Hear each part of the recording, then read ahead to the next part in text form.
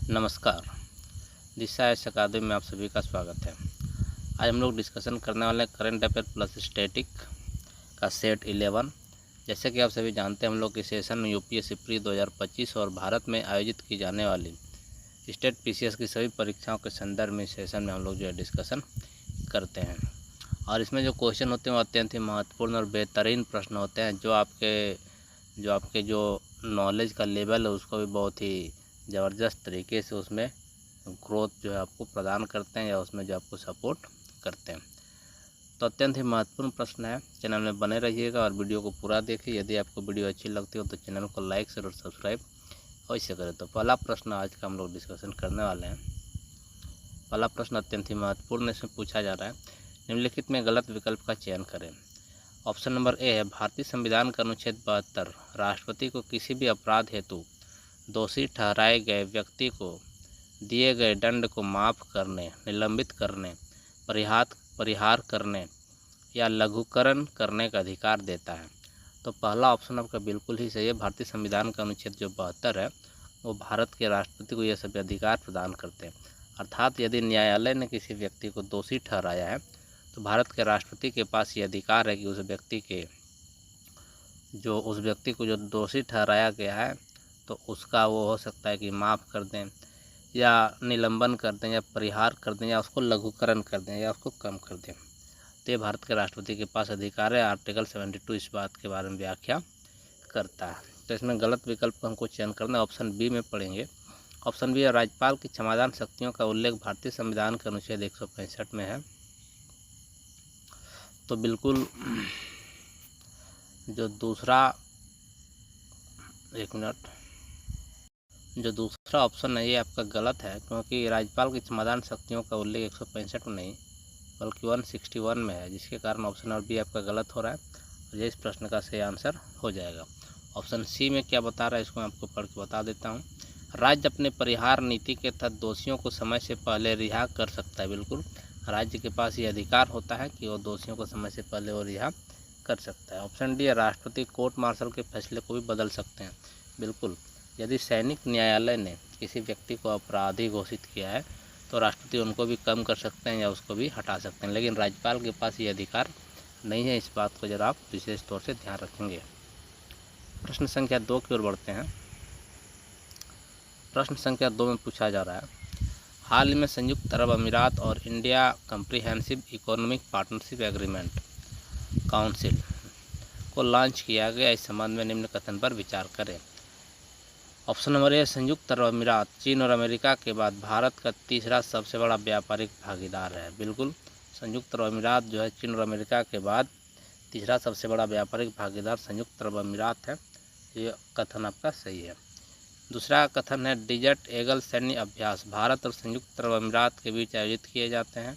दूसरा भी कथन आपका सही है। क्वेश्चन पूछा जा रहा है, उपरोक्त में से कौन कौन से कथन सत्य हैं? तो दोनों ही कथन सत्य है। ऑप्शन नंबर बी इस प्रश्न का आपका सही आंसर हो जाएगा। प्रश्न संख्या 3 की ओर बढ़ते हैं।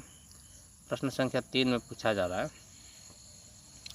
हाल ही में अंतर्राष्ट्रीय न्यायालय में सुनवाई के दौरान दक्षिण अफ्रीका ने इजराइल पर फिलिस्तीनियों के खिलाफ नरसंहार करने का आरोप लगाया। इस संबंध में निम्न कथनों पर विचार करें। तो इसमें कथन नंबर 1 है, अंतर्राष्ट्रीय न्यायालय संयुक्त राष्ट्र का एक प्रमुख न्यायिक अंग है।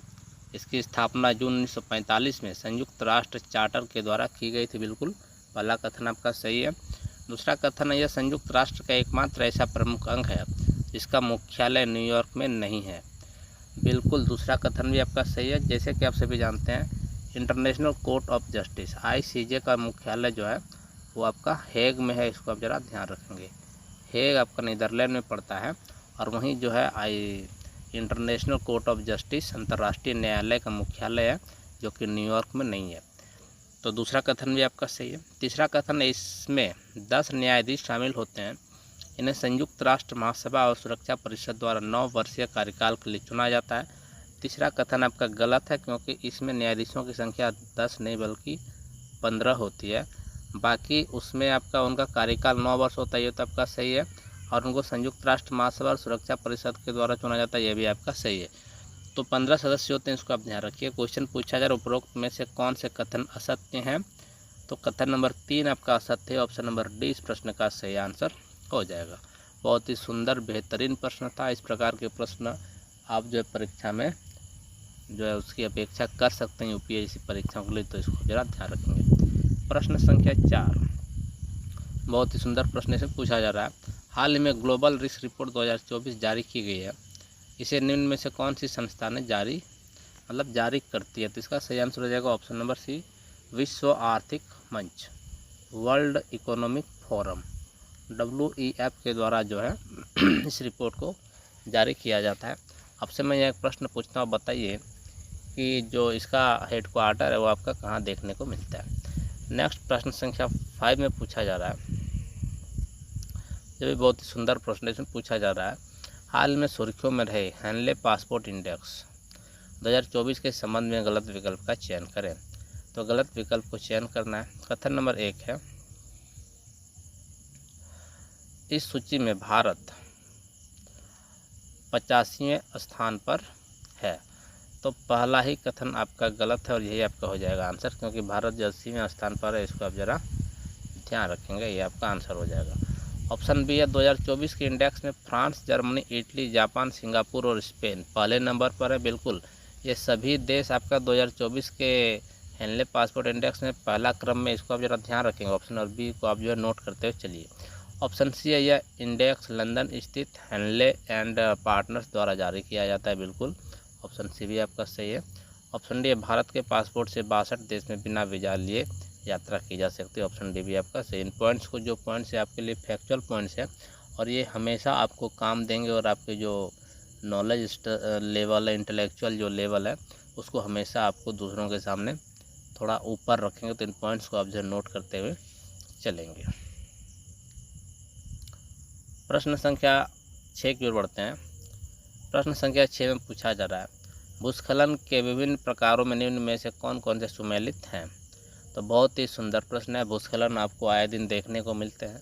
तो इसमें 1, 2, 3 जो कथन दे रखे हैं उसमें तीनों भूस्खलन का प्रकार है और इसमें कौन सा सुमेलित है पूछा, इसको जरा ध्यान रखिएगा। तो फॉल का क्या है, इसमें चट्टान और शिलाखंड अकस्मात ही हलचल करते हुए गिरने लगते हैं, तो उसको हम लोग फॉल कहते हैं। बिल्कुल, ये आपका सुमेलित है। 2 है टॉपल्स में क्या है, इसमें किसी खड़ी चट्टान के सामने का हिस्सा ढह जाते हैं, तो बिल्कुल ये भी आपका सुमेलित है। 3 है स्लाइड, इसमें चट्टानें मलबा या मिट्टी ढलान के साथ खिसकती जाती है, तो 3 भी आपका सुमेलित है। तीनों ही सुमेलित है आपका, तो ऑप्शन नंबर डी इस प्रश्न का जो है सही आंसर हो जाएगा। बहुत ही सुंदर प्रश्न था ये। अगला प्रश्न की ओर बढ़ते हैं, क्वेश्चन नंबर 7 की ओर। प्रश्न संख्या 7 में पूछा जा रहा है, हाल ही में भारत और किस देश ने मिलकर India comprehensive economic partnership agreement council को लॉन्च किया है? तो इसका सही आंसर हो जाएगा ऑप्शन नंबर डी संयुक्त अरब अमीरात। आप कमेंट सेक्शन में कमेंट करके बताइए संयुक्त अरब अमीरात का जो है करेंसी और उसका कैपिटल क्या, उसको आप कमेंट सेक्शन में कमेंट करके अवश्य बताइए। प्रश्न संख्या 8 में पूछा जा रहा है, आपराधिक प्रक्रिया संहिता के किस धारा के तहत सरकार को किसी व्यक्ति को दी गई सजा को निलंबित करने या परिहार की शक्ति प्रदान की गई है? तो इस प्रश्न का सही आंसर हो जाएगा ऑप्शन नंबर डी, ऑप्शन और बी धारा 432। बहुत ही महत्वपूर्ण प्रश्न था। तो कैसा लगा आपको सेशन? यदि सेशन आपको अच्छा लगा हो तो वीडियो को लाइक, शेयर और सब्सक्राइब अवश्य करें और बेल आइकन को प्रेस कर लें, ताकि जैसे वीडियो अपलोड करो नोटिफिकेशन आपको मिल सके। मैं आशा करता हूँ आप सभी अपनी परीक्षाओं की तैयारी में बड़े ही मस्त मग्न से लगे होंगे और उम्मीद से भरा आपका सफ़र होगा, क्योंकि इसमें हर कोई जो है लगातार मेहनत करते रहता है और मेहनत जो करता है उसी को सफलता मिलती है। तो आप सभी को मेरे ओर से बहुत बहुत धन्यवाद।